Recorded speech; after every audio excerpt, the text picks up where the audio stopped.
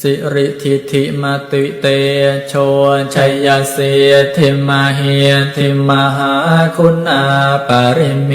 ตปุญญาธิการาสสะพันตรายนิวารณาสมัทธาสัพพะวะโต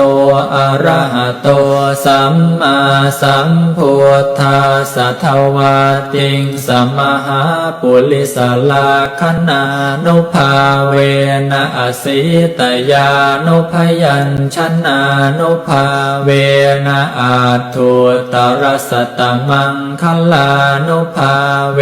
นะชาพันนรังสิยานุภาเว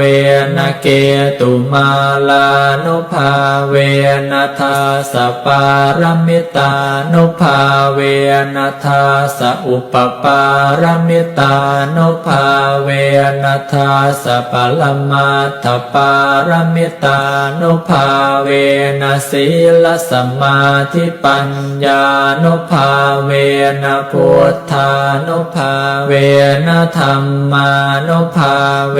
นะสังฆานุภาเวนะเตชานุภาเวนะอิทธานุภาเวนะพลานุภาเวนะเยยธรรมานุภาเวนะจตุราสีติสหัสธรรมขันธานุภาเวนะนวโลกุตรธรรมานุภาเวนะอาทังคิกมัคคานุภาเวนะอาทัสสมาปาติยานุภาเวนะชลพิญญานุภาเวนะจตุสัจจญาณานุภาเวนะทัสสะพัลลญาณานุภาเวนะสัพพัญญุตญาณานุภาเวนะเมตตากรุณามุทิตาอุเบกขานุภาเวนะสัพพปริตานุภาเว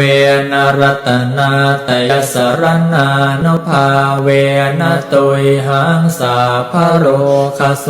กุปาทวทุกขโทมนาสุปายาสามินาสันตุสาภอันตรายาปิวินาสันตุสาภสังกัปปาตุยหังสามิชันตุทีขายุตาตุยหังโหตุสตวาสชีเวนะสมังคิโกโห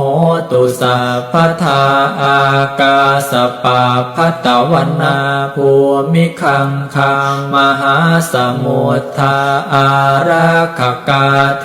วตาสัทธาตุมเหอนุรักขันตุ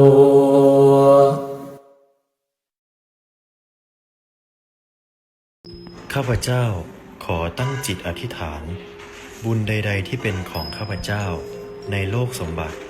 ขอพลังแห่งบุญเหล่านั้นและพรนั้นจงพลันสำเร็จแด่ข้าพเจ้าในชาตินี้ชาติปัจจุบันขอให้บริบูรณ์พร้อมไปด้วย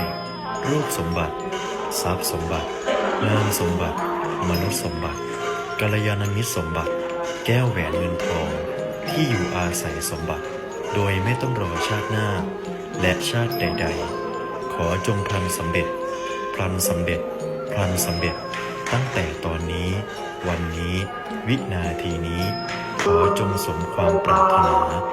ทุกๆประการ